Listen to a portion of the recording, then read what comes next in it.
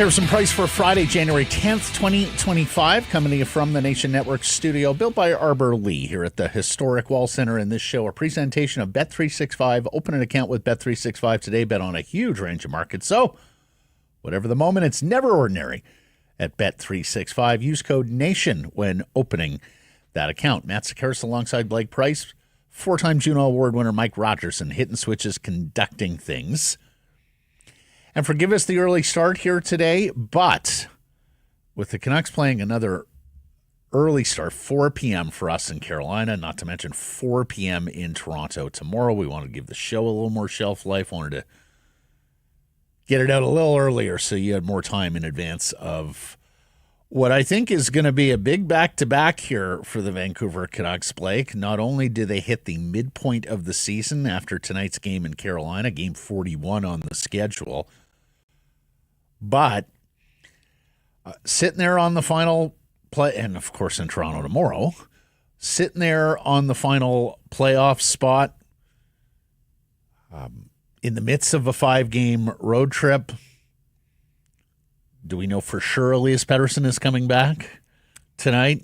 But I mean, stands to reason that Elias Pettersson, he was cleared to play Wednesday. It'll be so getting healthier, getting your lineup back in order here. We'll discuss over the course of this program. We'll start with the Surrey Mitsubishi poll question, inspired from our Monday debate. Was it Monday? Patrick joined us Monday this week. Patrick Johnston and Blake Price both tried to tell me that there is a world where you can say the Vancouver Canucks have overachieved this season, given who has been missing from the lineup, given the fact they still are on a playoff spot, and given the fact that other teams that have drama going on have fallen below the playoff bar or weren't able to match last year's success, like the Nashville Predators. So what best describes the Canucks at midseason? Overachieving, underachieving? You can vote at the Sakaris and Price X and YouTube channels. Yeah, there's still people with some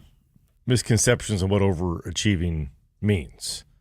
Again, considering the drama around this team. The only comparable team with that level of drama, the New York Rangers, who are below NHL 500 at 19-20-2, sitting on 40 points on the season in 41 games. Other teams that were hoping to make big strides this year, invested in making those big strides, like the Predators, like the Wings, teams developing like the Sabres and Islanders, all of them way below the Vancouver Canucks. So all this drama, and it's funny, they're in the responses already to the poll question. If you click on the tweet, they've been terrible. You should have an option for terrible. So all these people are saying how terrible the Canucks have been. So you think they've played terrible? They're in a playoff spot. Like that's again. You think they've played terrible, but they're in a playoff spot. So there's all that room for improvement. Okay, so let me ask you this. Edmonton lost last night. Yeah. Vegas lost last night. The Canucks are 5 points back of the Kings for third place in the Pacific. LA has 2 games in hand. They are 7 back of Edmonton for second place and home ice advantage in the first round. They've got a game in hand, yeah. Owning a game in hand over Edmonton, and they are 13 back of Vegas with a game in hand. Is a chance at repeating at division winners, is that already lost? Probably. Is Vegas free and clear? Probably. Okay. Is second place the ceiling? Second place is the ceiling, yeah. Okay. Yeah. How realistic is second place? I mean, in a vacuum, you'd say mathematically it's not crazy at all. I mean, the Canucks still have not gone on a prolonged winning streak this season. Four is the top. Like, again, good playoff teams generally have a 6 or 7 gamer in there. Canucks have not had that yet. Never mind if you go on a run like the Oilers did last season. In fact, the Oilers went on 2 double-digit runs last year. So never mind if they can somehow manufacture that. But just even a modest, again, regular teams have 6-7 game winning streaks. Like, that does happen. And the Canucks have not yet had that. They do that, they're immediately back alongside those two teams who have all done that already. Like, those teams have had their streaks. They have not had their adversity. So, and hey, sometimes teams don't have adversity. Again, the Canucks last season really did not have a ton of adversity. Mm-hmm. Maybe one of those two teams, and I'm talking about the Oilers and Kings, maybe they just won't have adversity this year. But I'm going to bet one of them does. One of those two teams will have some level of adversity, whether it be injury, just poor play, what have you. If that coincides with the Canucks having finally one of their win streaks of the season, then they're right back there. Now, let's look from bottom up, where I think there is actually a more glass half full view for the Canucks. I agree. About where the floor is, you mean? Exactly. Yeah. I say that because I'm with you. I think Vegas is going to be very tough to catch at this point. I think there's a world where they can catch Edmonton. Pettersson coming back, Roenick coming back, add an addition by the deadline, although I think Edmonton's going to be active there as well. And I know the Kings have won 4 in a row. They have that exemplary home record, 14-2-1 now at home for the LA Kings at ex-Staples Crypto. But I'm still not entirely drinking the LA Kings Kool-Aid here. Colorado on the first wild card spot. Also 7 points better than the Vancouver Canucks, albeit having played 3 additional games, so it's a little out of whack there. Then you look at who's chasing Vancouver. Calgary 1 point back in the same number of games. St. Louis 2 points back, having played 3 more games. Utah 4 points back, 5 points back, playing the same number of games. I am just not all that afraid of any of those 3. Is it conceivable that Calgary and the young netminder there, Wolf, just continues to have an awesome season, steals games, keeps them right there in the thick of it, and they pluck Vancouver or somebody off for a wild card at the end? Yep, that's conceivable. I would bet against that. St. Louis, as mentioned, you've played 3 additional games. I mean, I guess, is there a world where Cam Fowler gets more ingratiated, indoctrinated into that lineup? Binnington plays better, I suppose, but J-Pat has been calling St. Louis the definition of mediocre all season long, and I think that's fair.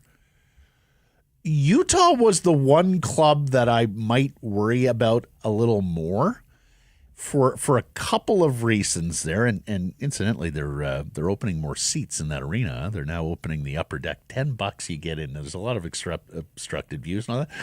$10 you get in, and you get some concessions there as well with the new owner. And no, I know the new owner is really rolling out the red carpet there with Utah. But I say Utah for a couple of reasons, Blake.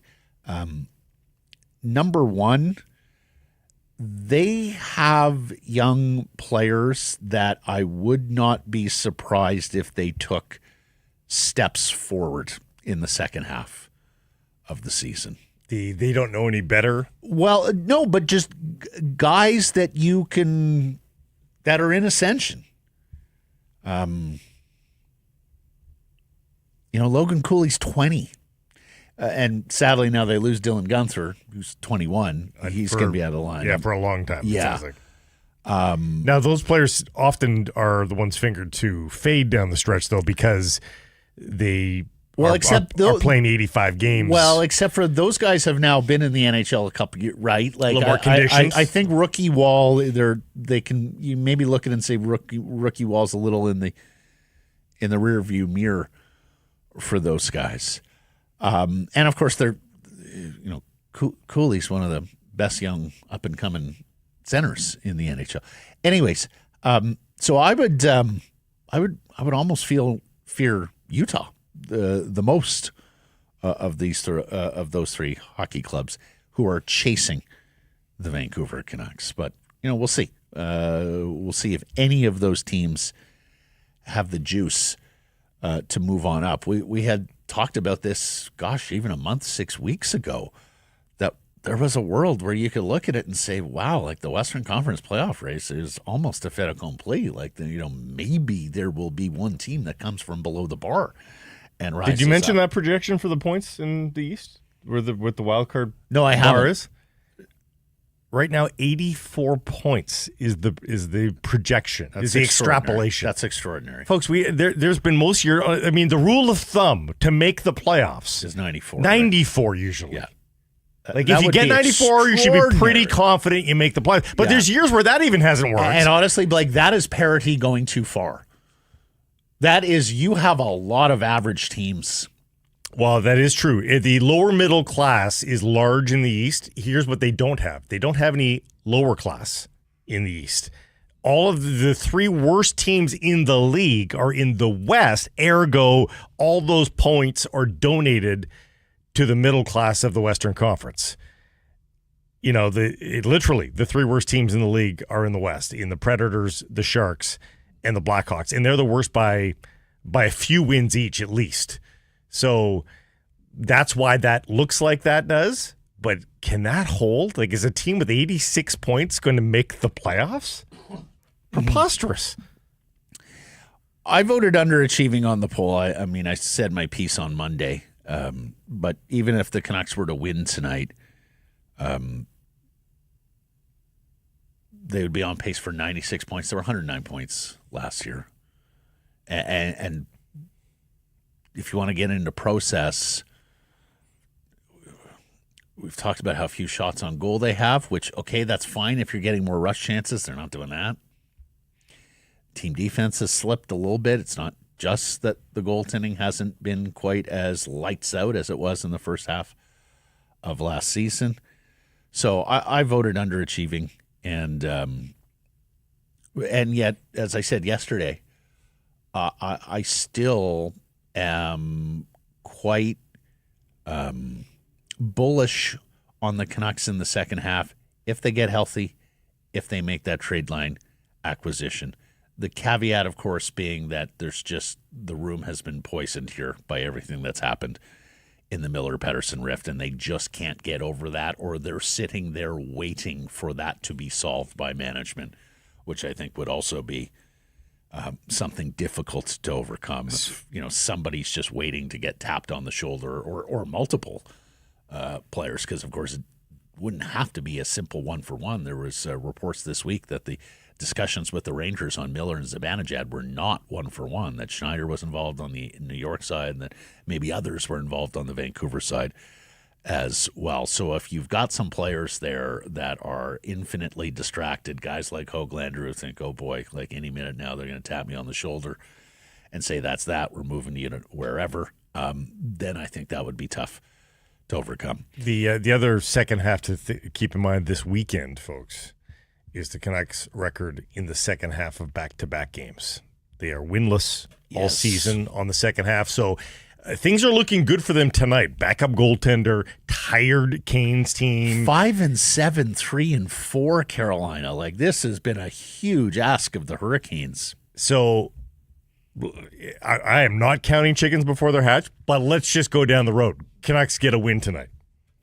Our friends at Surrey Mitsubishi have a special program exclusively for the Harrison Price audience. If you've been turned down for financing at other dealerships, Surrey Mitsubishi will assign a dedicated representative who's committed to get you approved through their in-house financing program. Jessica from Surrey Mitsubishi. She will be your shepherd. She will assist in getting you approved on a new Mitsubishi. Bad credit, negative equity on your current car. Jessica will apply the special program for you and do everything possible to make sure you are approved. Email Jessica at surreymitsubishi.com. Make sure you mention Harrison Price to get in on this program. Some conditions apply. Surrey Mitsubishi, 13820 104th Avenue. And thank you to Daniel and Arash and Jessica and everybody there who's going to help get some Harrison Price listeners in new Mitsubishis. Can I finish my sentence now? That was a comma. That was a comma. Assume that they win tonight. The second half of the back-to-backs is where the rubber will hit the road, because if they win tonight and they do what they've been doing all season long, drop in the second half, they are no further ahead.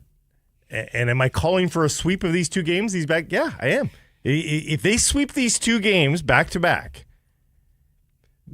I think they're going to inject a lot of belief into the fan base and to critics. But if they just get the easy one, the low-hanging fruit tonight, and then drop the second half for will that be the 5th back-to-back second half back-to-back loss? I mean, you're no further ahead. You are back to treading water, NHL 500. Mike, did you perceive that as a comma? Yes, he did. You did? It was pretty funny. It was full cutoff. I thought I was the guy who did dramatic pauses on this show, Blake. You typically don't go that hand up route. like this, like I was mid. Oh, really? Yeah. Only one of us can Shatner here, okay, and that's me. Now you may talk. Apologies. I've put myself on easy nose for interrupting during the comma. Sounded more semicolon to me, frankly. Still, then I'm about to list. Let me list. Yeah, fair enough. Let's get to our top story, brought to you by Yellow Dog Brewing, Neighborhood Brewing, Foolish Winery, where the rubber hits the road trip 0-2 with this back-to-back in Carolina and Toronto upcoming.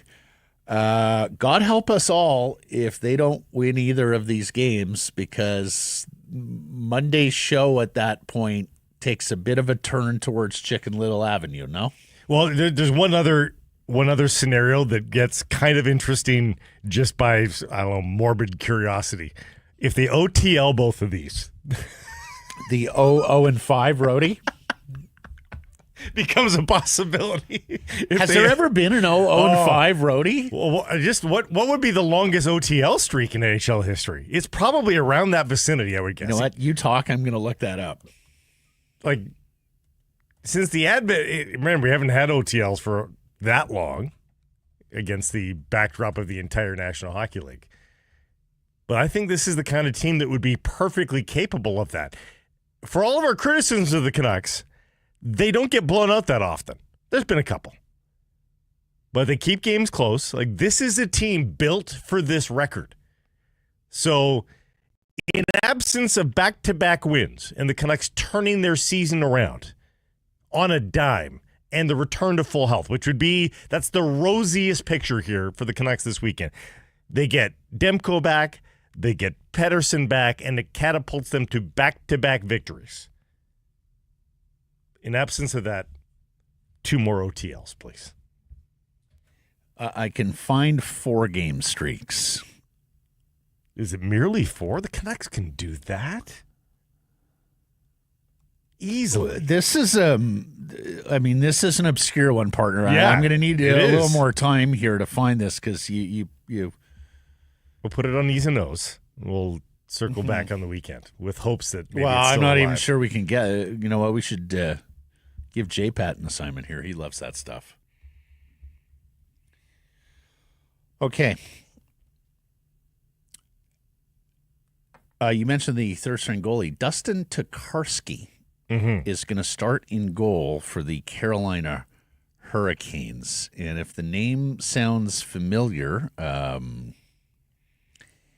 he is a journeyman goaltender, 35 years old. He played here in the Western League. 35. Played on a Canadian World Junior team once upon a time. Got his start with Tampa Bay back in 2009. Played a couple of games. Then it was off to Montreal for a few seasons. He had a single game in Anaheim. He had a couple years of backup duty in Buffalo. He was in Pittsburgh last year for a minute. So, this guy has been around. He's played 84 National Hockey League games. And with all the activity that the Hurricanes have been asked to do by the schedule here, he's going to get the start. Did we see who the Canucks are starting? Very little news of the Canucks. It doesn't look like the couple of beat reporters that were on the trip made it to the morning skate. Mm-hmm. The questions being asked in the morning scrum were by the Canuck employees themselves. Yeah, Canucks PR. Okay. Nevertheless, you're going to see Demko, you're going to see Lankinen here in these back-to-backs. We have long talked about how Rod Brindamore and Rick talk at like two peas in a pod, right? Right down to the face, right down to the toughness, right down to the Philadelphia Flyer, and yet they couldn't be more different in terms of the way they preach offensive hockey. Brindamore is put everything on net, pepper the goaltender. We'll get some tips. We'll get some deflections. We'll get some rebounds. We'll score the ugly, muckraking goals down by the crease. 31.9 shots per game for the Carolina Hurricanes. It is second in the National Hockey League behind only Edmonton. And then on the flip, and of course, as we know, Tocchet, or at least until Wednesday, we'll see if this is in evolution a little bit. Tocchet, hang on to the puck in the offensive zone. That works as a defensive tactic. Let's move it around and try and find those grade A's. So shot quality over shot quantity. Then the other side, Carolina, second in the league, 25.4 shots against. And so, like, you see the analytics at play here, right, Blake? Like, we average 6.5 more shots per game than our opponent. Over the long stretch of the season, that should equate to more wins. As we also know, Carolina is amongst these teams that flip the puck up on high to the neutral zone, right? Don't want to risk the icing, so flip that puck up on high, and we'll see if we can win battles for it in the neutral zone as much as Tocchet, who wants to dump it deep, and let's go see if we can win battles for it in the corners and below their goal line. So it should be a pretty good clash of styles here. Right, but does that mean it will be stagnant and nothing, or does that mean that the clash of styles will create chaos and open hockey? Well, they're going to put the puck on goal. That much you can be assured. So how do the goaltenders manage for Vancouver? And then, how does the defense do in the net front area? Because that's key. I mean, it's a key battleground anytime in the NHL, but I think it's even more pronounced, more acute against these Carolina Canucks are good at blocking shots, Hurricanes. So that could be a benefit to them. But as we've talked about with the Redwoods on the Canucks D, they don't like the pucks in their skates. So on rebounds, if the puck comes out and the big guys are out there, are they able to dig that puck out of their skates and make a pass or make a clearance? Right. That will be interesting. Then there's Quinn Hughes, and we're going to get to did you see Spector's tweet last night? No. Oh, okay. So you'll go in cold. We're going to get to that in a second about Elias. First, Noah Strang from Offside in the Daily Hive. Want an idea of how good Quinn Hughes is? He leads the league in virtually every advanced stat when compared against his teammates. This is compared against his teammates. So Corsi 4. 16.74 better than his next teammate on the Vancouver Canucks. That's remarkable. That's the largest gap in the National Hockey League. I would think. Relative shots for 14.79 better than his next teammate. That leads the National Hockey League. Expected goals for 13.75 better than his next teammate. Again, that gap leads the National Hockey League, and Noah also throws in goals for percentage, where he's 20.91 better than his closest teammate. That's only fifth in the NHL. He might be too small to play in the NHL, though, man. Yeah.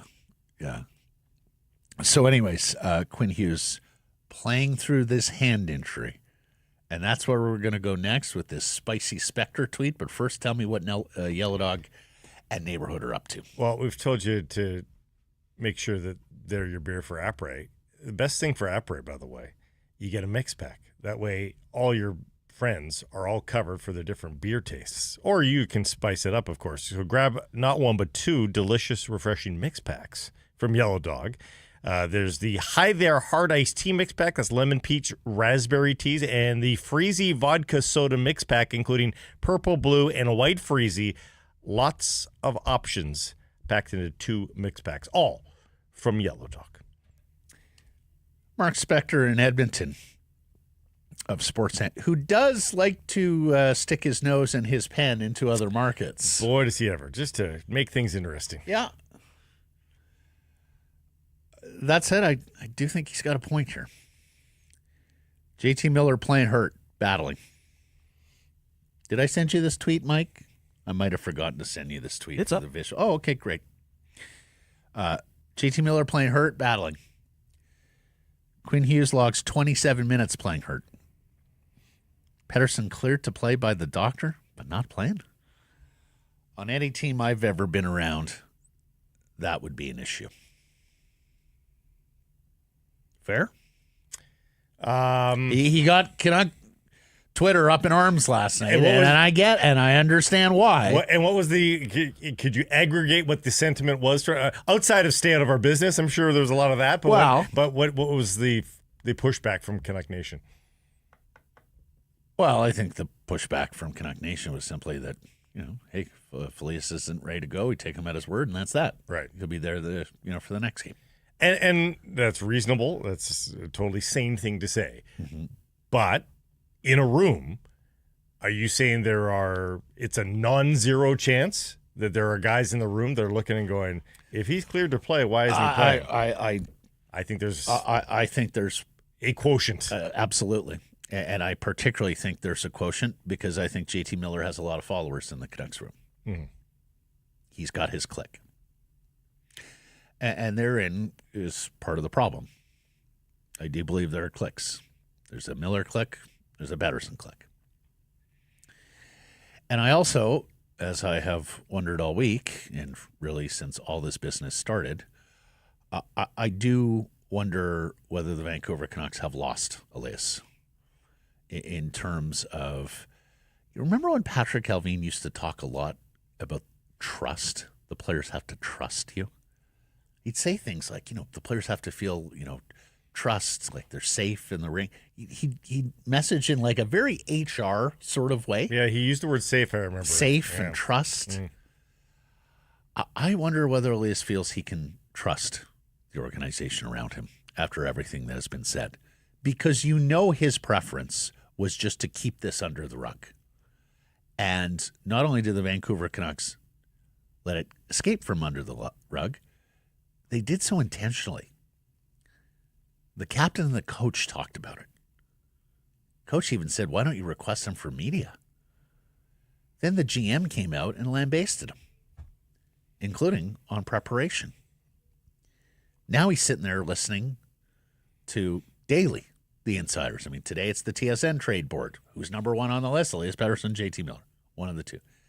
Now he has to listen to all this trade chatter around his name.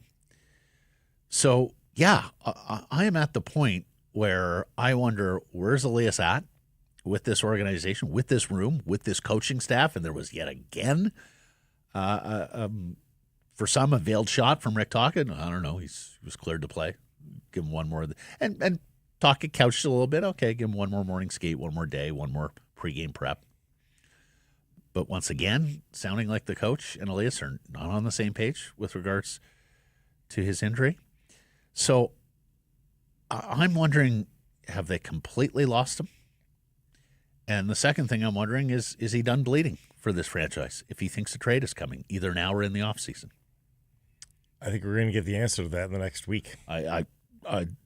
That's why this weekend for Elias and frankly, this run-up to the Four Nations and then the 2 weeks thereafter in advance of the trade deadline, I think are critical. But I think this is the evaluation period where you look at it if you're Alvin and Rutherford and say, okay, we can repair this or mask this, but we can get through the remainder of this season and still feel in good conscience that we have a shot in the playoffs. If it goes the other way, then I think you owe it to yourselves, to your coaches, to your players, to the owner, to the organization, to the fans to say, no, this is irreparable, and we can't go forward and just sacrifice this spring. We have to make a move by the deadline with one of them. There could be a devil's advocate here, though.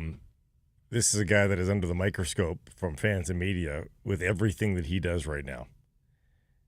And if he thinks that his performance will be impacted, and we don't know what's going on with Elias Pettersson.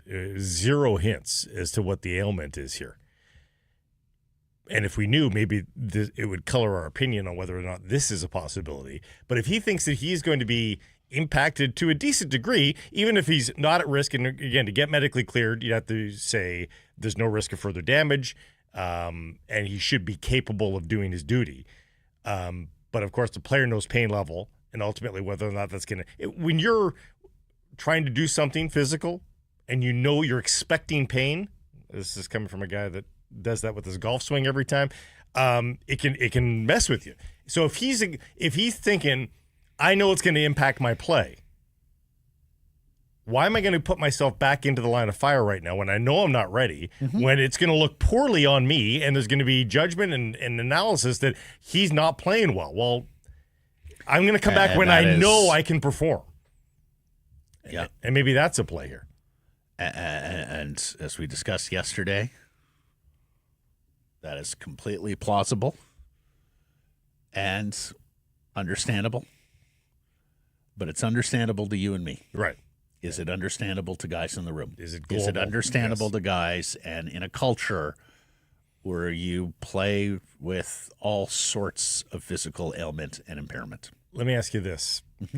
With this apparent split, do you think Canucks fans are at all placated, warmed by news out of Boston that there is a Brad Marchand, was getting there. David Pastrnak split? Dude, does misery love company? To answer your question, especially with that franchise, for God's sake. To answer your question, abso-fucking-lutely. And here's why. It's that franchise. And it's those two guys. And it's that fucking guy, Marchand. Yeah. He of the pantomiming cup and kissing the ring and all that at Rogers. Little different dynamic. You could draw a line in personality types from Marchand to Miller. Pastrnak is not as quiet and as unassuming as Pettersson. Mercurial. At least I didn't think so. No. But now Pastrnak, the star winger of the Boston Bruins, says he doesn't want to play on the same line with Brad Marchand. Well, that's the report. He has not said it. Yeah. And frankly, I think Canucks fans will be like, yes, please, Elliott, CJ, LeBron, Drager, everybody, go dissect the Boston soap opera like you've dissected our soap opera. I want to see Brad Marchand or David Pastrnak at the top of the trade bait board. Toy Maker in the chat would love Marchand on the Canucks. Is that the deal now? Miller I can't. for Marchand and Zaka. Can't. Who says no? No, I can't. I think the Canucks did. I can't. I can't say no. That would be Messier on steroids. You're bringing that guy in? There was a time when I think you could argue absolutely hate him, but would love him on your team. I am no longer at the love him on my team point of view on Brad Marchand. He has an 8-team no-trade list. Do you think the Canucks are one of the 8? And he's UFA after this. Do you think the Canucks are one of his 8-team no-trades? No, because I think he probably knows he doesn't have to include them. Why waste a spot on Vancouver? Right. There's no fucking way. Yeah, I mean, 33 points in 44 games. He's still decent, but the last 2 years he's been in the 60-point range. Brad Marchand. He's had a miraculous the guy in career. The 80-point range is one that I might have held my nose and said, okay, if you can make a good deal there. But no, now that you're in the 60-point range, he'll be 37, Blake, in May. So okay, somebody else in the chat just said pasta for Petey. Oh my gosh! Well, Jordan, that's one that I threw at you. No move for Pastrnak, so you'd have to be involved. But yeah, and winger though, right? And winger. He's a creating winger. He does create from the wing, but he's a winger. He is so. Mm-hmm. So no, I don't think so. I mean, but he's one of the trade expands. There are 3 to 4 wingers, I would say, in the NHL that could vie for a heart. And he's one of them. Kucherov. Yeah, Kaprizov. Well, Kaprizov this year. Yeah. Pastrnak. And I think Pasternak's on that short list. Yeah. Well, look, I understand where Brad Marchand would rank in Bruins lore.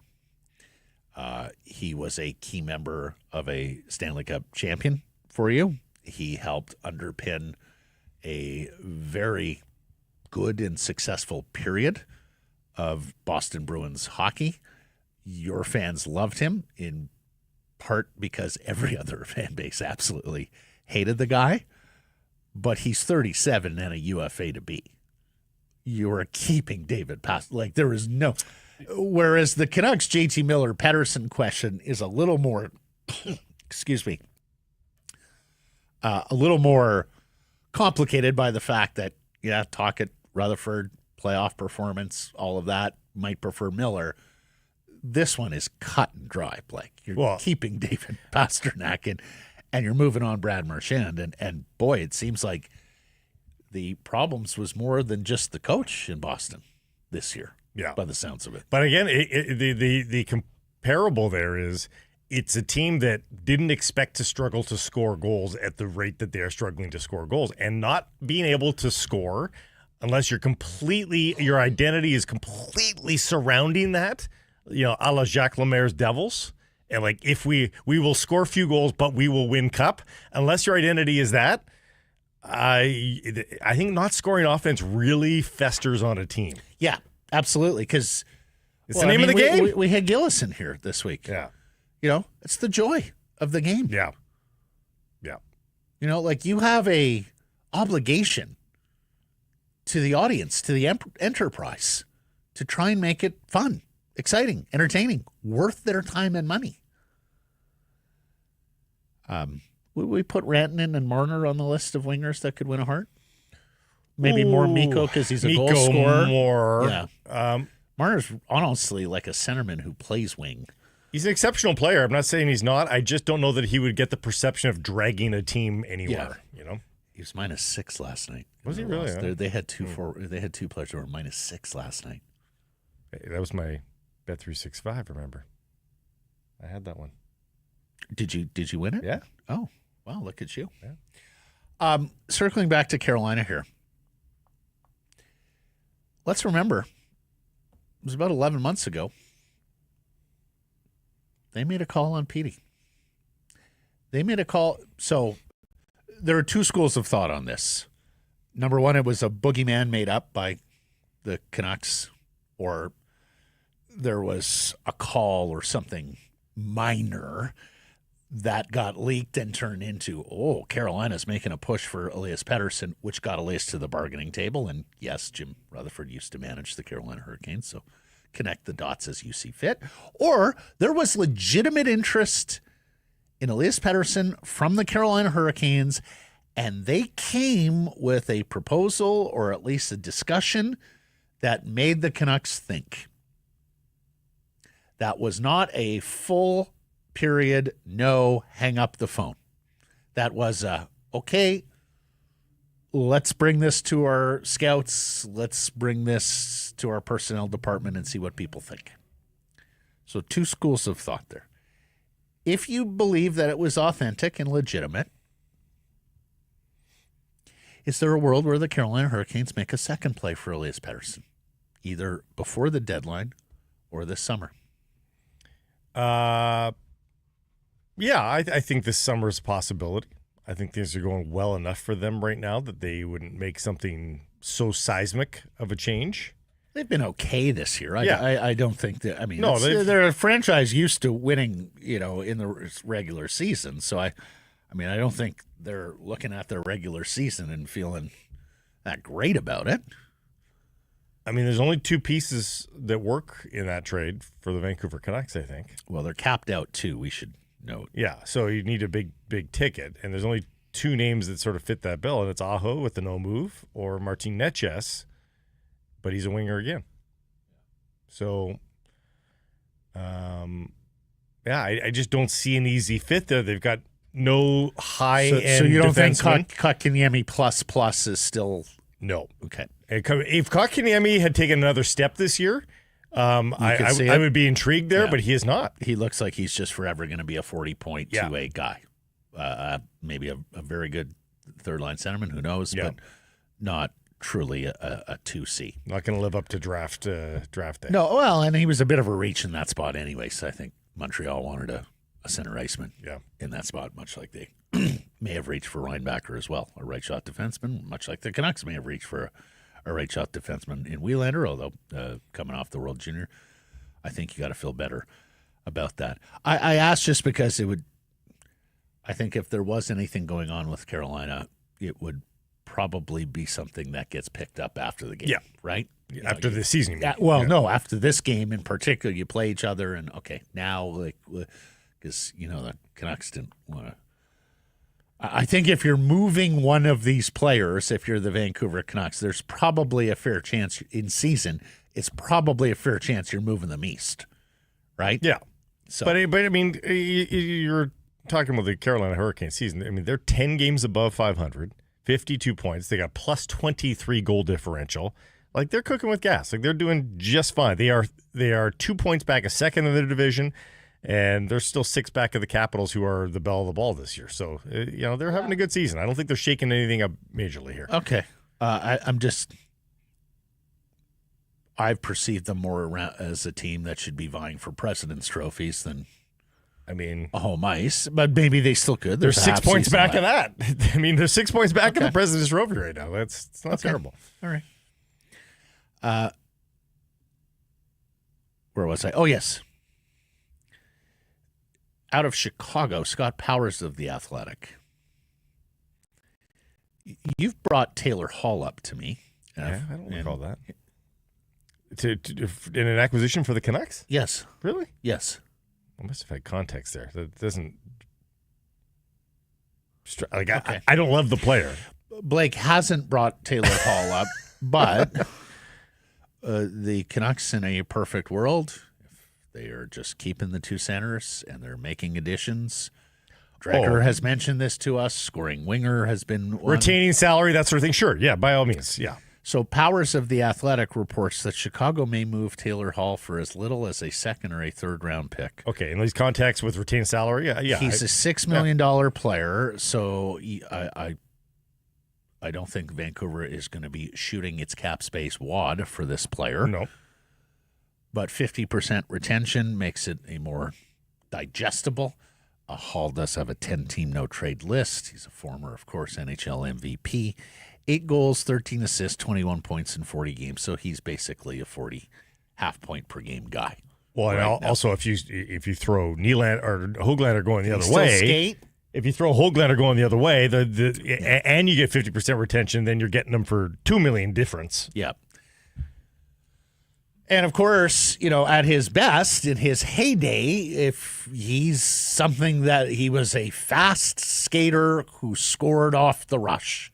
And God knows the Vancouver Canucks could use fast skaters who score off the rush, albeit the first step might be defensemen who can actually get them the puck. Yeah. Defensemen beyond Quinn Hughes and Philip Roenick when he plays, who can actually get wingers the puck, particularly in flight. I think he has been accused, certainly going back to his younger years. I haven't heard an update on this in the last handful of years, but never a guy that could play in structure.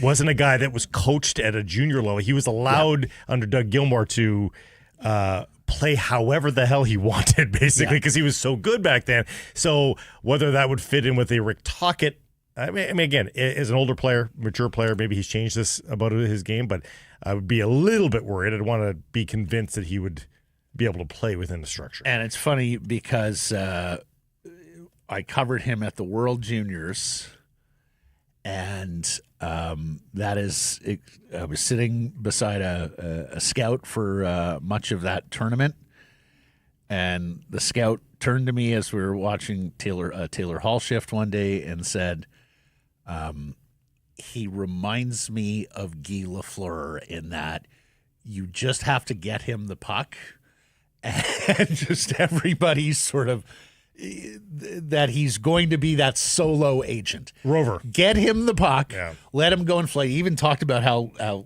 Hall skates like a young Lafleur did, low and powerful. Jersey flap a little bit. Yeah, exactly. If he had the hair too.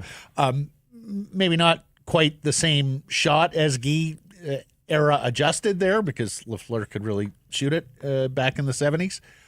And, of course, we don't score goals from distance in the NHL much anymore. But, yeah, that sort of offensive player on the wing that you make accommodations for because they are that good an offensive player. He is not that player anymore. No. He is not that player anymore.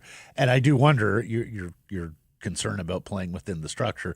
I wonder if that's why Chicago might be willing to just give him away. They look at a $6 million price tag and they go, okay, there's name value here, but he's not playing within the structure. Our young superstar is frustrated with what's going on here. He was, worth the shot, worth the shout to see if he had chemistry with Bedard, but it's not working at a level, or at least not at a level that we had hoped. And so let's move him on and just recoup a draft. He'd be a more accomplished Daniel Sprong, effectively. Who cleared waivers yesterday. Yeah. How about that? Let's get to today's menu. It's brought to you by Greta Bar. And we've been telling you all week, January 23rd at Greta, 50 West Cordova, our next Canucks Army watch party. Please join us. Thrilling evening. Vancouver takes on Edmonton, a rivalry night. It's going to be exciting giveaways, including hockey tickets, signed memorabilia, jerseys to be won. The doors open at 5. The puck drops at 6. And this is in support of One Broken Bike, our charitable partner for the evening.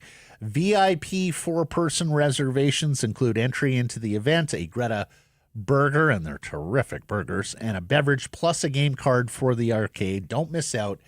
Tickets, nationgear.ca. Nationgear.ca. Get your tickets.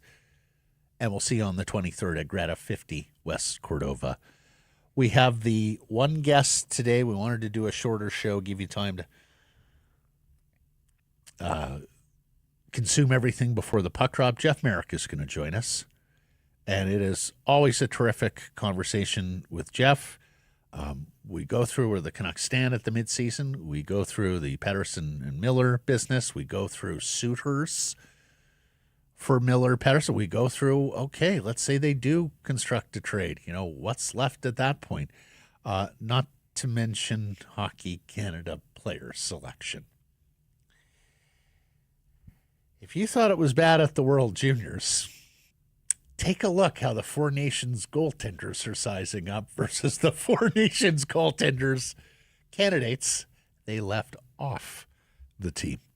So all that's coming up with Marek. Looking forward to it.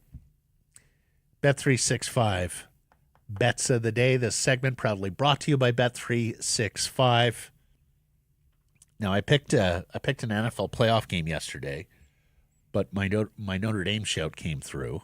But you told me you won on the Toronto game last night. Okay, go ahead. I will cede the honor. And I'm just going to have to act quickly here. The Canucks are getting some pretty good numbers here, and in the 20 minutes that I've had the window open, it got better on me. As I speak to you now, plus 150 on the Canucks tonight over the Hurricanes. Given the straight up win, Carolina 3-4, 5-7, third string goaltender. Yeah. Okay. Plus 150. I mean, if you wait till game time, it might get better. It might. We talked about Carolina's shots and shots against. One of the means of preventing shots against, of course, is the block shot. Mm-hmm. We talked about Vancouver finally getting a game with 30 shots against Washington. Hadn't done that in a year or a month, sorry. And that we think they may be endeavoring here to put more pucks on net, recognizing this as a weakness. Jacob Slavin is going to play a lot. He's going to play a lot against Vancouver's top scorers, right? Over 1.5 block shots for Slavin pace at plus 120. Yeah, that's pretty good.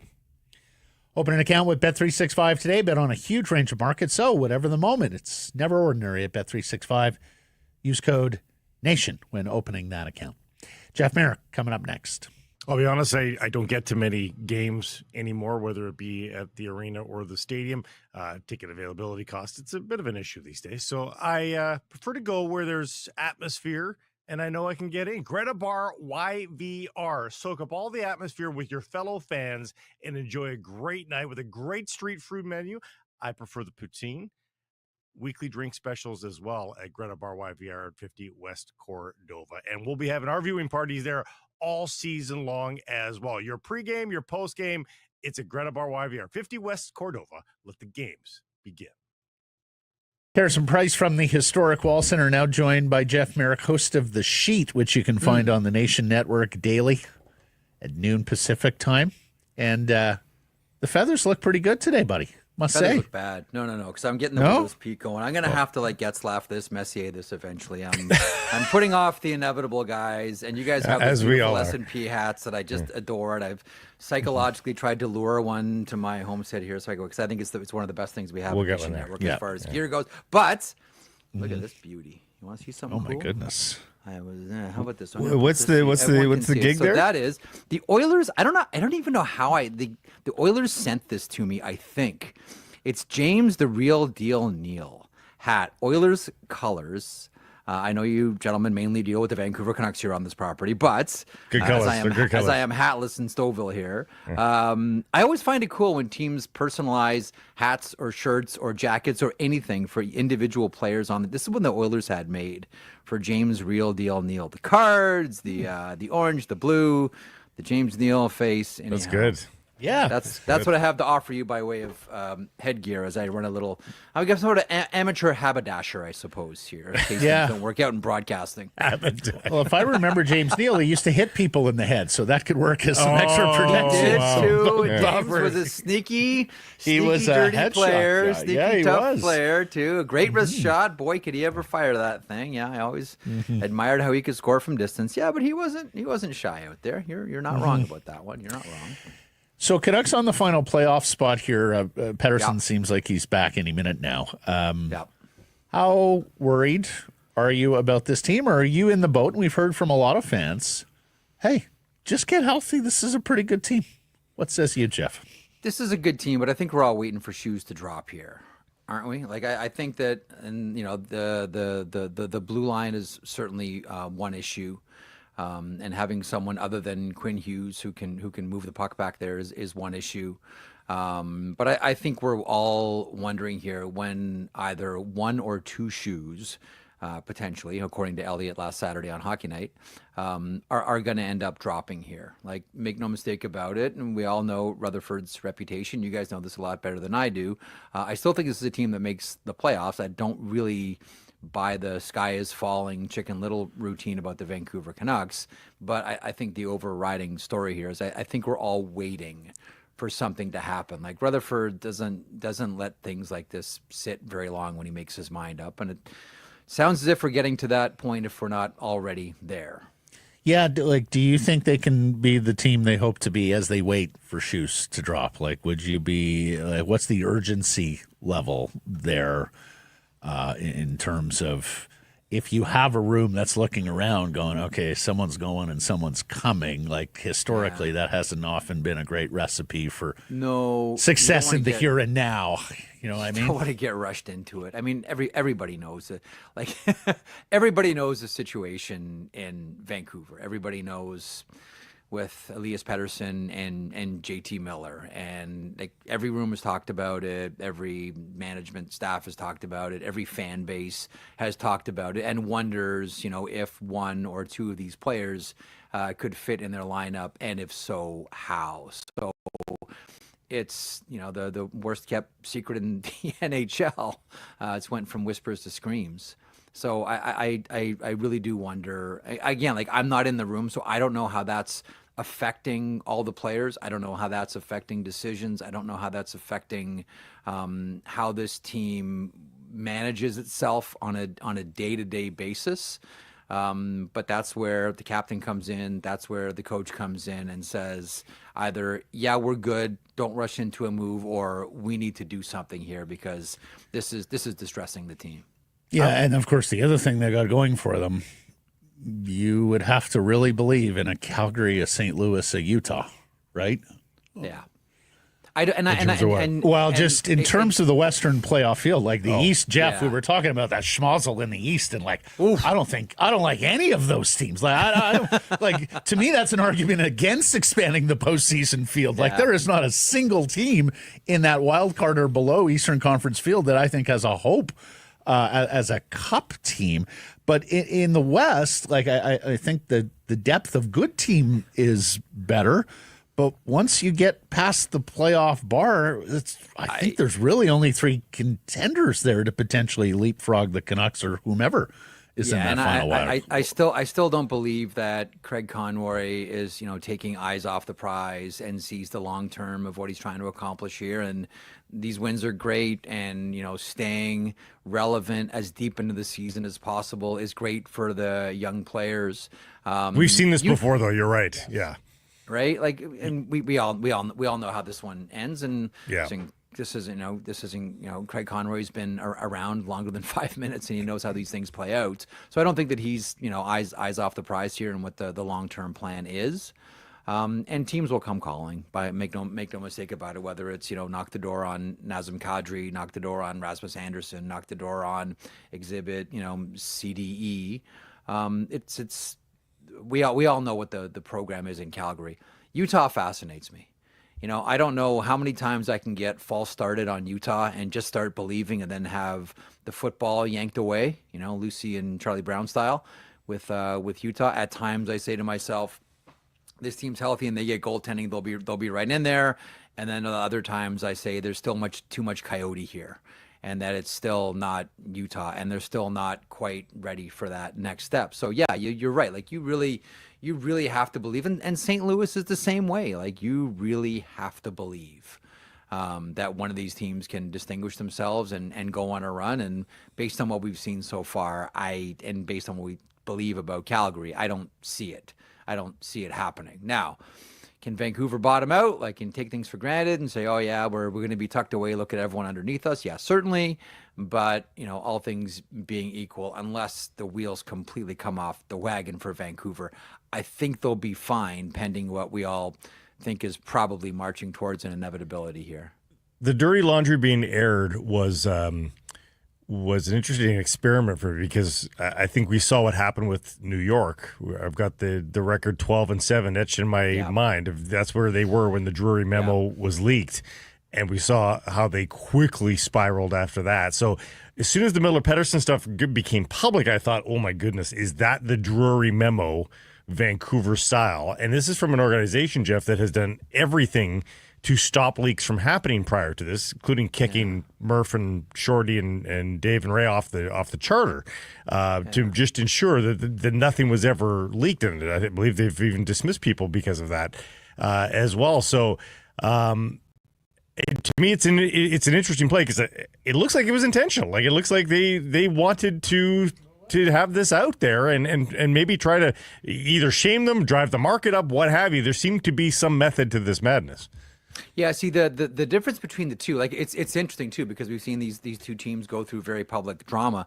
The interesting thing about both of them, one is, it's easy to get players' backs up about management, and it's another when it's it's teammates and someone that you play next to, travel with, check into hotels with, and pass the puck to. So while one issue of anger with the Rangers was directed upwards, the issue here was sideways, right? The issue here wasn't vertical; it was horizontal for the Vancouver Canucks, and maybe that's why they didn't completely self-destruct when they had and are still going through a very public airing of their laundry. How about that? We've heard so many teams connected to either Miller or to Pettersson, and Dreger told us on Monday every team is called. Like Patrick Alvin has dealt with 31 teams here at least, which is always the proverbial phrase. Well, 31 teams would be interested. Literally 31 teams. No, literally, like he has had to exchange pleasantries with 31 other GMs in the last couple of weeks. Do you see any realistic in-season fits for either Elias or for JT, assuming he'd waive, of course? Yeah, and I always wonder, to Drager's point too, you wonder about the surprise teams that we didn't see coming. Like everybody's married JT Miller to the New York Rangers for all of the obvious reasons. That's the obvious conversation. I always wonder about who else would be out there. You guys know, once upon a time, the Pittsburgh Penguins were very interested in JT Miller. That was with Ron Hextall. However, I don't think Kyle Dubas is looking for JT Miller. Aging stars, not Kyle Dubas' kind of thing. That's not. He's looking for second chance players in between the ages of like 23 and 26 or 22 and 25. Like that seems to be whether you look at all the recent acquisitions, Glass and Tomasino and Joseph and all that. That seems to be the sweet spot for Dubas on his second chances. They want young players, they want prospects, and they want picks. But that's the sweet spot, that age group for players they want initially. So you do wonder, okay, if it's the Rangers, sure, but who else for JT Miller? I think this is interesting because we can all play fantasy general manager, and and I think rightfully so. A lot of people have wondered about the Buffalo Sabres and players like Dylan Cousins. Like I think the main preoccupation here for the Vancouver Canucks, as much as the blue line may be an issue as well. I'm pretty sure that Vancouver wants to make sure they're insulated with centers, knowing that they're going to let go of one and possibly a pair here. That they want to make sure that they have centers coming back. Otherwise, you might look at it and say, I wonder if they can fish Owen Power out of the Buffalo Sabres for Elias Pettersson here. I know the money doesn't exactly wash, but these things can get massaged. So I think like if you're looking for Elias Pettersson, I think you're probably considering initially a team like the Buffalo Sabres. I do wonder about Kevin Adams and where he's at with trades, considering all the players that have left and ended up winning Stanley Cups. See O'Reilly, see Eichel, and see half of the Florida Panthers from last season. So I wonder how much, Kevin Adams might be a little bit gun shy to pull the trigger on something massive. But I think that, these are, even though they're huge, I still think that they are doable deals in season. And certainly the Vancouver Canucks are motivated to do something with one, if not both, because they're, as many with Elliott specifically have mentioned, they're very much gauging the marketplace. And I think it's like when Dreger says like all 31 teams have called, I think we should all bobblehead that and say, well, yeah, of course, because you're not doing your due diligence as a general manager if you're not at least checking. Even if there's no chance that any kind of deal is going to happen, there's no harm in making the call whatsoever. One of the things we've wondered this week, Jeff, is, okay, let's say they're able to move one. Is everything going to be fine after that? Can relationships be repaired? Can the genie be put back into the bottle? What's more likely, onwards and upwards from one of them being moved, or the leftover faction? Is it more likely that this is just working towards a full team makeover around Quinn Hughes? Step one towards that. That is such a great point. We've seen it before. You go back to the 100. This is a great point. This is a really good point. You go back to the 100-year anniversary of the Montreal Canadiens, and it was, Camp Koivu and Camp Kovalev, and here's Bob Gainey pulling his hair out the entire season. We can all recall how that one went for Montreal. In Toronto, there were a couple of different rival camps. There was the, Travis Green, Corson, and Tucker, and then there was the Domi camp on the other. And you're right, like no matter what you do, there's still going to be, again, and I don't know if this is true in Vancouver, but if the room is divided and one guy goes, what happens to that camp that was loyal to the player that just got traded? Like, how deep do the wounds go? How deep is the divide in this room? Or is it more of a contained fire where it's just isolated to these two players and everybody is just trying to make sure they can get through a day and get through a game and get to the next city and get through the next period? Because you're right, that is such a good point. Sometimes, even though you remove one player, the loyalties can still remain, and that can you might It's deepen a great it. point. You might deepen the divide. Might. Because unless you consummate a really good one-for-one trade that like keeps the team at the same level, the team might, to the eyes of the guys in the room, get a little bit worse here in the immediate, and then there's resentment that it's happened. And I don't think it's Montagues versus Capulets with regards to the actual factions, but maybe it gets there if it causes a fracture in the room. UBC English Lit, Jeff. I was going to say I University of Guelph English Lit here, so I do appreciate the Shakespeare reference. Very good. Out damn spot. I'll throw some Lady Macbeth at you while we're at it. And speaking of out damn spot, does that then make it more incumbent to get this thing done sooner than later, just to make sure that to your point, the wound doesn't get so deep that it's that the damage is so done that you can't come back from it. Again, I'm not there, I'm not in the room, I'm just wondering, like everybody else, and that's some excellent points here. How deep is the divide? Is there a divide?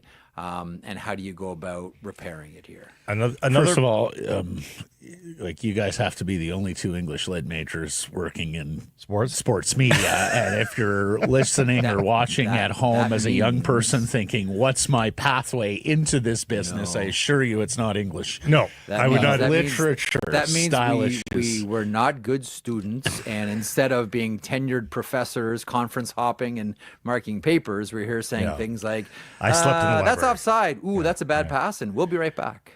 Another possible trade that the Canucks need to consider, and this is going to drive some people nuts here, is Brock Boeser. And this is another casualty of the salary cap world here.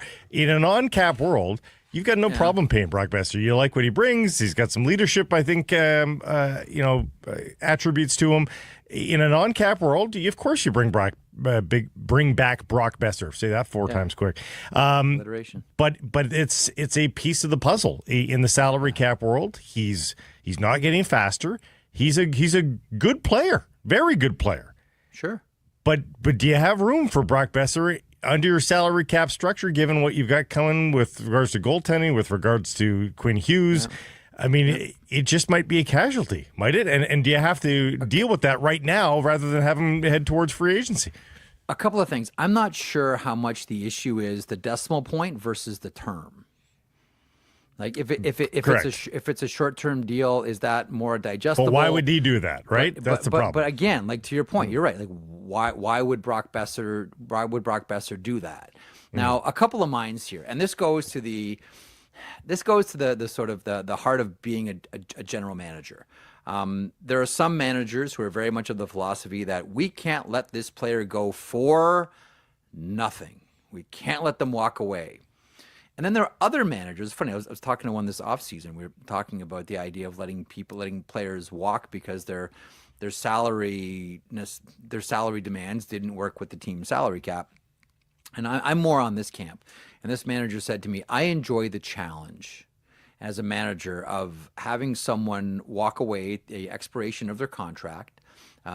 We don't receive anything for it. We're not trading his rights. We didn't move him at deadline. He just walked away. But we have something, and that is cap space. Says, I enjoy the challenge. Like, this is the job of being a manager. The challenge of saying to myself, okay, now it's my job to use this cap space to go find someone to replace that player. That is my job. The easy thing is to just resign. The challenging thing, and this goes to how much confidence you have in yourself and how much you believe in yourself as a manager, the challenge of saying, Brock Boeser wants to go, okay, we're going to see as far as we can go this year, and if he walks, he walks. If he resigns, great. But if he walks away, I'm confident enough in myself that I can go to market and find someone to replace Brock Boeser. I think situations like this really hit at the heart of who you are as a manager, because I've always maintained if you have faith in your ability as a manager, you're very comfortable letting players walk away. If not, maybe you're rushing to re-signing and overpaying either by decimal point or by term. And I'm not under the impression that this management group is in love with this roster. I don't think they're in. Yes, so they might be of the mind that Jeff's talking about. I think they like this roster a lot better at the beginning of the season than they do right now. Yeah. And I do think they understand that they don't transport the puck very well. They are really deficient when it comes to being a rush team that can play with speed and threaten in that regard. Just before we leave Elias, JT, I guess we already left them, but I want to. Well, I want to put Carolina out there for several reasons. Number one, apparently they came knocking on Elias last year. Number two, they're not really having the greatest season. Carolina, the Canucks are in there tonight. Yep. Number three, I think all things are possible with that owner, right? And then you look at their roster, and whether or not it would be something a little closer to 1-for-1 involving an Aho, and I know he's got a no move, or Natchez, who they had some trouble. Remember, he was on a block all summer. Yep. Or whether it's a package deal with the centerman involving a Kakiniemi or someone like that. Like, there are a lot of pieces in Carolina that could be put together and fit in a deal with Vancouver. I just don't know whether that's something they're inclined to do by this trade deadline. Like, they look at it and go, okay, we're third place in our division and, we've got to get better because we haven't been good enough in the past, or whether that's something that's more off-season for Carolina. See, my first thought on it is Elias Pettersson does seem like the type of player that Carolina would covet and see value in. The other thing that would come to my mind right away, and this is where I was going to try to maybe nudge this one, as you looking for the marketplace for Elias Pettersson. One of the teams that I've wondered about for Elias Pettersson is Columbus. And Don Waddell was the general manager last year. He came knocking for Elias Pettersson. Like, all of a sudden, the Columbus Blue Jackets now look like they've taken a step. And I know you might look at it and say, "Oh, this is fool's gold. It's a little bit of a bump. Okay, good for them. That's cute." But all of a sudden now, we're talking about the Columbus Blue Jackets as being a threat for a wild card spot in the Eastern Conference. And, Ottawa is starting to, maybe shoot themselves in the foot here a little bit when it looked like they were going to try to, run away and hide with that final wild card spot.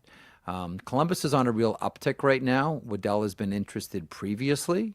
There is and always has been, like, you go back to the beginnings of the Columbus Blue Jackets in the Doug MacLean era. What's the one position they have always coveted and never been able to satisfy? Like, that's the one. And I don't mean to just completely dodge away from your question about Carolina, because no, that's totally fair. I could see Carolina in that mix, but I would also want to throw in Columbus here. I think that Columbus is in a fascinating spot right now. They have a lot of cap space. Make no mistake about it, they have a ton of cap space. They still have needs, and now with the Monahan injury, that makes things even more challenging. And they got an extra first-round pick too. First-round pick to throw around too. Yep, absolutely. So, like, to me, in a lot of ways, Columbus makes a lot of sense. I think there are still a lot of things here that Don Waddell wants to do on this team. I do wonder about Ivan Provorov, and where once upon a time I thought for sure this guy's gone by deadline.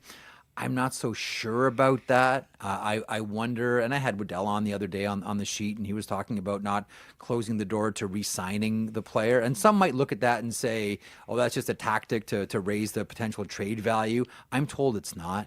I'm told that Provorov likes it there. I think for the right decimal point, I think the Columbus Blue Jackets would be interested in bringing him back. I don't know. This, to me, what's the Damon Severson antics? What's going on there, do you think? Yeah, I think if they could move him, they probably would. But I just don't know what the market value, given the realities of that contract. Like, that's a real tough one to move right now. It's too bad. I really like the player. I really like the person as well. It's not working out with the Blue Jackets. And that was a different regime again. And the contract goes forever. Which is the problem there. Yeah. That one's a challenging one, and a hard time staying in the lineup. But I would wonder about Columbus. I very much would. Like, Don, we talk about managers that have reputations for being aggressive and making moves and being bold. We always tend to put Jim Rutherford right on top, and for good reason. He's one of, if not the most aggressive in the NHL. I'd put Don Waddell right in there as well. Who do you like the most? Two guys that aren't shy. Let's go shopping in the CBJ. Who do you like the most out of Sillinger, Johnson, Fantilli? Who do you think's got the best upside? Fantilli. Yeah. Fantilli's the guy. I mean, he's like just so high skill. Like he's still, again, he comes out of Michigan, and he's so skilled, and he's just in the process, like all young players, learning the game at the NHL level. Like it became pretty obvious. You watch him as a Wolverine.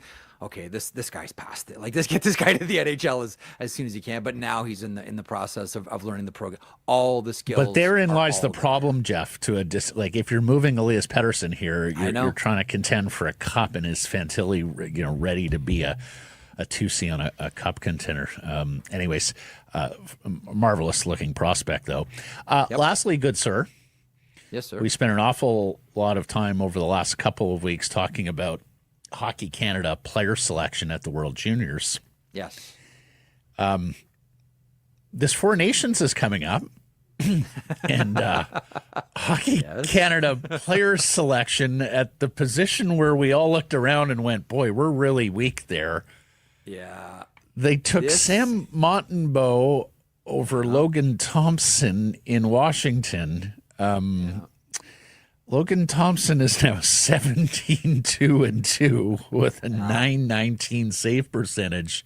Yeah. And a 2.32 goals against average. Yeah. Gosh, it would be a real shame if our best goaltender was not on the team next month. Yep. I do get it. I understand. I wondered about that one initially when it happened. I'll tell you what, I was talking to someone the other day from Hockey Canada, and we were talking about, how they're getting carved for roster construction for the World Juniors. And he said, look, that's legitimate. Like everybody has their rights to take a swipe at us for roster selection. That's fine, or even roster deployment for that matter for Dave Cameron. And he said, we really do have a feeling here that, they're hanging another piñata up here for Hockey Canada for the Four Nations face-off. And everyone's ready to grab a stick and have a whack at this piñata if it goes south for the Four Nations face-off. So I think everybody at Hockey Canada is well aware of it. I think that they're bracing for it. With hockey at Hockey Canada, and I think that as much as I think a couple of things. One, just to pick up on the junior conversation, Chloe, the way that they choose teams is going to change. I really do believe there'll probably be they'll go back to the idea of the full-time general manager, probably go back to that situation. Maybe choose the best players. Yeah. Well, and to be clear, I had no trouble with Hill or Binnington as selections, and both of them are now rocking a less than 900 save percentage. Yeah. But Binning, we got to wrap up here. We're out, but again, much like the juniors, it's not hindsight; it's foresight. A lot of people were saying this on the way in, not after seeing results. My friend, you have a marvelous weekend. You take good care of our Canucks when they're in Toronto tomorrow, okay? Thanks, Joe. Yes, absolutely. We know how much everybody in Toronto loves the Vancouver Canucks. Oh, yeah. Yeah. And vice versa. Mm-hmm. If you are struggling with things like managing stress, anxiety, relationships, or divorce, reach out to the counselors at Advanced Counseling. Book your free initial consultation today at advancedcounseling.ca. It's Harrison Price from the historic Wall Center, where you turn game night into game weekend. Book your stay here at the Wall. Enjoy an exclusive Harrison Price rate. Call the hotel 604-331-1000. Ask for us by name. Some blackout dates apply based on availability. You can text us 778-402-9680. Email live at harrisonprice.com. All to the Great Clips text message inbox. Great Clips. It's going to be great. Is it? Is it going to be great? Somehow, some way. Not the haircut. The haircut will definitely be great. The world desperately need one. Don't know. Yeah. So interesting little do-si-do yesterday in the Canadian Football League at the running back position, where the BC Lions are the fulcrum. Hamilton releases ex-Lions tailback James Butler, who immediately signs here in BC. Lions release William Stanback, who immediately signs in Ottawa, rejoining ex-Lions coach Rick Campbell, who's there as the special teams coordinator.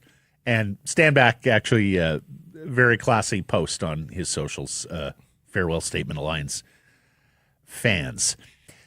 James Butler, of course, was here in 21 and 22. He rushed for 1,000 yards in 22. He also had 53 catches that year. And this move, according to general manager Ryan Rigg, made it in the statement released, the press release, is about pass protection and catching the football out of the backfield. Nathan Rourke throws to running backs more than Vernon Adams ever did. Vernon Adams was much more a downfield passer. Yeah. And, of course, you'll remember they brought William Stanback in when they wanted to get serious about, a power running game, line of scrimmage play, which had been wanting in the couple of years prior to 2020. A lot of 8-yard passes for Vernon Adams. You had second and 2. Stanback great at getting those, right? But, yeah.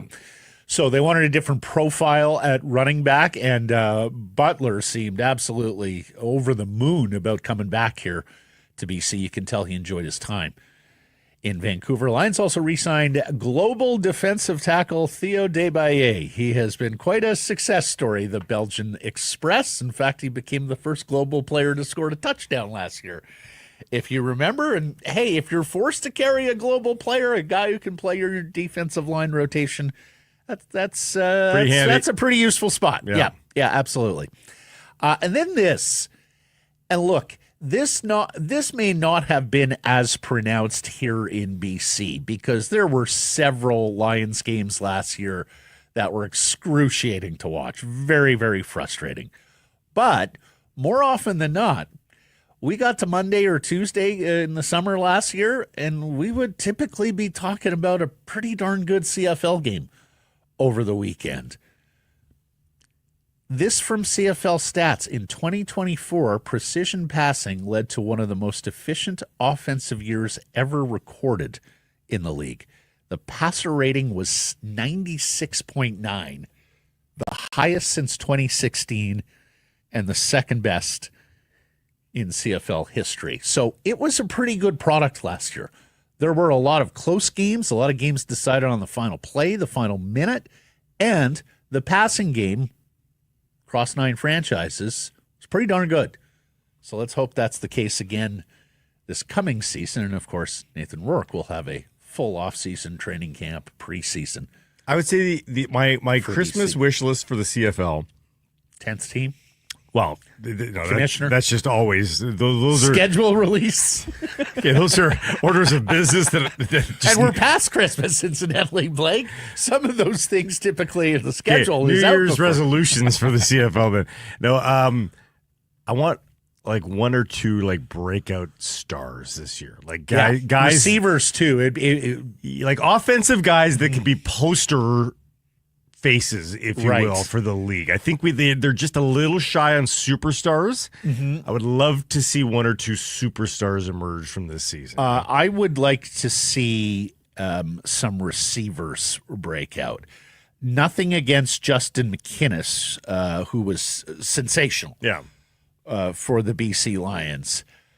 But only one player had 10 receiving touchdowns last year. That was Eugene Lewis in Edmonton. Only 2 players broke 1,200 yards receiving, McInnes and Justin Hardy in Ottawa. So, yeah, I would the receiver position was a little down last year in the CFL, or the ball was just being spread to more guys. But yeah, I hear you. I would love to see some receivers step up. Like we grew up with like Darryl Smith getting 20. Darryl Pitts. Yeah, Pitts.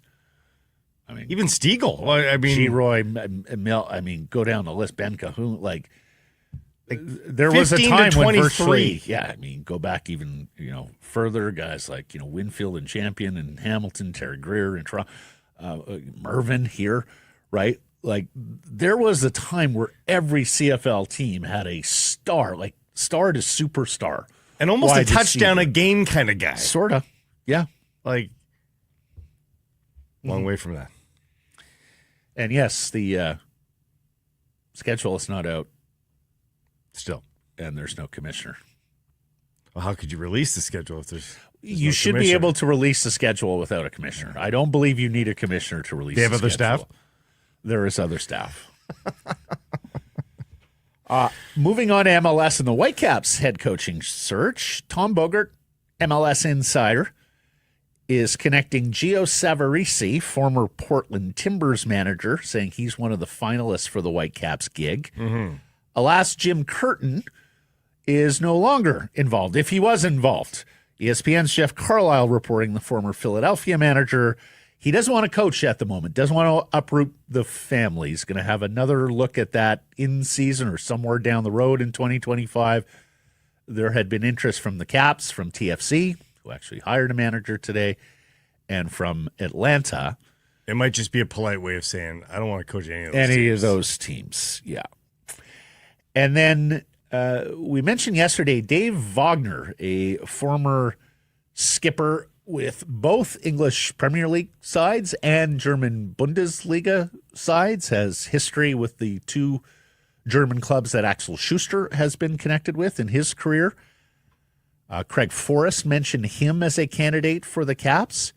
He turned down Plymouth in England. It's curious. That is, I mean, if he's turning down an English club of that order That's what I'm saying. take the Caps job, wow. That looks good on the Caps. That would look very good on the Caps. I'm told that it's not going to happen today. It'd be way out of left field if they announced anything today. We're going to have to wait till early next week. Yeah. NFL playoffs this weekend, wild card weekend. This from ESPN. Scoring margin versus playoff teams this season. The Baltimore Ravens just didn't beat playoff teams. They annihilated playoff teams this year. They were plus 112 against the playoff field in point differential. The next best on that list is Detroit at plus 36. Whoa. Like, they literally tripled the next best team in scoring margin. That must against historically playoff. be great. Like, It's a bit of an odd stat. I don't have historical context here. But Baltimore, Detroit, Philly, Tampa, Kansas City, Denver. Those are the teams that were on the plus side of the ledger against good teams, playoff teams this year. Minnesota, Buffalo, Green Bay, the Rams, Pittsburgh, Washington, the Chargers, and Houston were all negative point differential teams. that tracks for the Ravens, though, Matt, because it tracks for a team like the Ravens in that they need to win. They need to win the trophy. For sure. Like enough of being a great team. Right. They need to prove they can win the damn trophy. And if their whole thing this year was we rise to the occasion against the good teams, they prove that to themselves at the very least. And I'm sure they were very motivated by that AFC Championship game loss to Kansas City, where they just couldn't do it. Had them at home and just couldn't do anything. I was talking with our friend Stu in statistics the other day. This is going to be a really interesting AFC playoffs because I think a lot of it pivots on the Baltimore Ravens running game. Their offensive coordinator there, Todd Monken, has done an exceptional job this year of different looks in the running game, which has been successful. And then the question is, if you can't even out-scheme other teams with multiple looks, does it matter with the way that Derrick Henry is running the football? You know, Lamar's got to lay it all on the line here, right? He's got to be a big runner in the playoffs. It's go time here. You're not saving yourself for anything. So look, I think they're going to beat Pittsburgh. That game is tomorrow. And then somebody has to win that Chargers-Houston game. They were the two worst teams in terms of points differential against the playoff field. That kicks things off. Do you know that the Houston Texans have only ever played the Saturday early game on Wild Card Weekend?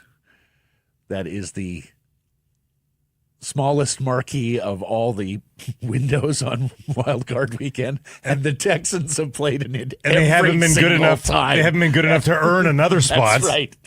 The Texans have played in that early Saturday window every single time Pencil it that in. they've been in Wild Card, that they've been participating in Wild Card Weekend. So there you go. Maybe that informs some of your picks as you your Bet365 picks as you go through wildcard weekend. Okay, Surrey Mitsubishi poll question results from Thursday. We asked you, is this Canucks team worth adding to with deadline additions? Yes or no? What did the people say? People always hope for the better. So, yes, the people said yes. This was a week of surprising poll question results, partner. They said no. 55% said no. That's really surprising. There has been a few this week that have. Yeah. Tom, people saying no are delusional. Almost any other team would be out of a playoff spot if they dealt with all the shit the Canucks have. Look at the Rangers. Add a top 4 defenseman, a good supporting player, and this team is actually competitive. Would people rather us be a bubble team? That same That's a fair point, contributor is then, I hope, voting overachieving Yes, on I today's would think poll so. question. That's the whole logic of the few over. and proud with you and Peach. Yeah. Yebskis, if not now, then when? LMAO. The Canucks haven't won shit in their existence, yet fans think they should wait it out? No wonder this franchise is cupless.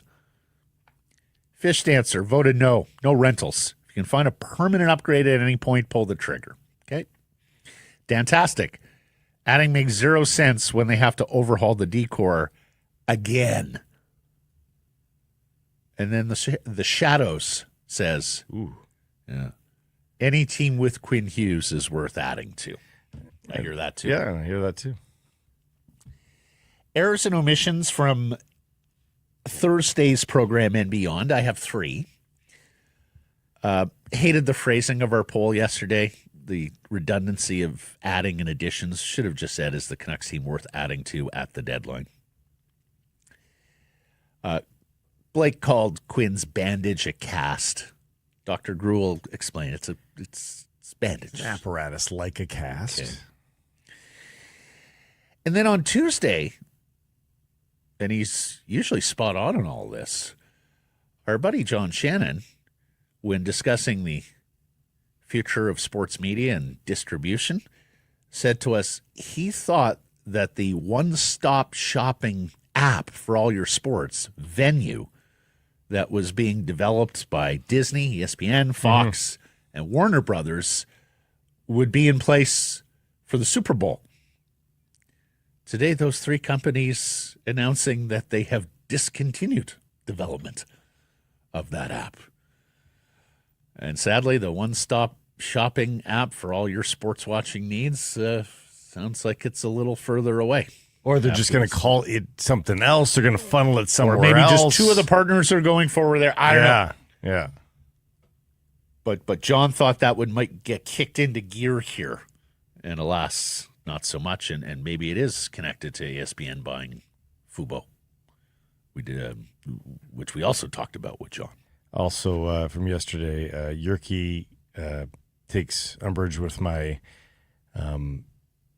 Francophonizing of Yellow Dog. Chien. I said Jean Chien to help the Anglos along a little bit, go directly with the grammatically for yes. Chien. Thanks for joining us, everybody. Appreciate you spending some time and connecting with us. Please do subscribe to our YouTube channel and wherever you get your podcasts. Follow on social. That's X, Insta, Facebook, TikTok, YouTube, Blue Sky, live on many of those platforms. Back to noon Pacific time from Monday and there forward. And, of course, support the community sponsors you hear us talking about. Keep it local.